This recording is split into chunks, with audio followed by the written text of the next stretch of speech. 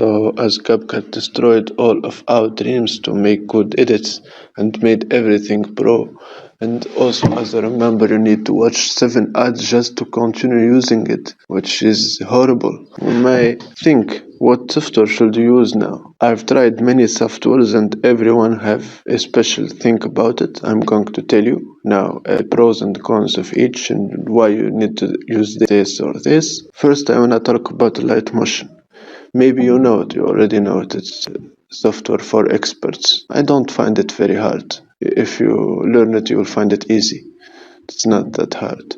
I find it necessary to make graphics and 3D stuff. It's not very advanced 3D stuff, but it's very useful. I find it very important to learn, even if you're not going to use it always because maybe it's time consuming. I don't think so. You need to learn it. Funimate is very good because he have also 3D. Blur also have 3D, and he have ready presets and many things. And also he doesn't have watermark. Light Motion, you need to download it APK if you're not going to have watermark because it have watermark. But Funimate have transitions. Light Motion doesn't have transition. You need to make your own or download them or whatever, which is not very practical. Funimate does have transitions, and he have 3D presets also, but I like Light Motion more because he have some basic and presets that have special features. Even Funimate does, I think, have maybe similar. It's not very similar ones, but I prefer Light Motion for its simplicity in this 3D stuff. It's not very it's not very hard to use. Anyway, Funimate as a regular editor is very good. I think it's very good. Now let's talk about InShot. And Funimate doesn't have a watermark, as I said. Now let's talk about InShot have special features that the others doesn't have, which is AI silence cutter. So basically it cuts silence. You know how much I've been looking for this in the Android space. I didn't find it. It's not that very good or advanced, but it's useful.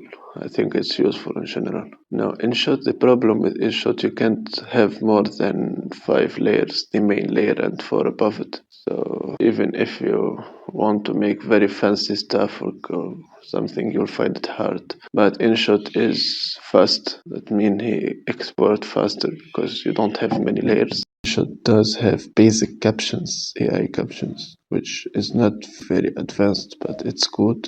Now let's talk about Blur. Have cool presets, anime library, which, for example, you can go to a very fancy anime edit that is already made by someone else and just replace the clips, and you will have a very viral anime edit, for example.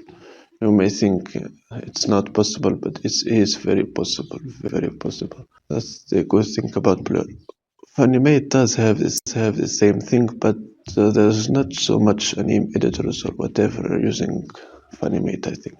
Most of them use Blur, as I think. Anyway, so you will have better edits with Blur. The problem with Blur is he doesn't have ready transition. You need to make them. You know how horrible is that? That's very horrible, very horrible.